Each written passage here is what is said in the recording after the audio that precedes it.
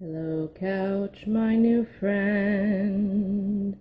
I've come to sit on you again because my sleep doctor gave me a warning. Stay out of the big bed, no snoring, and keep your eyes wide open till 11 o'clock. It's so damn dark. Listening to the sound of slumber. It's really hard to stay up late. I have to go out on a date.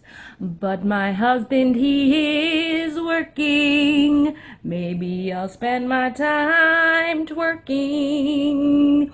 At least I might get some exercise now to burn some calories. Listening to the sound of slumber.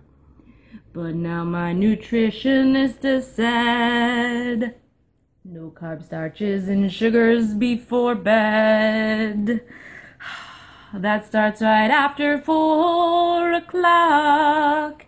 If you forget your shit out of luck, and you will go to bed hungry with herbal tea, listening to the sound of hunger.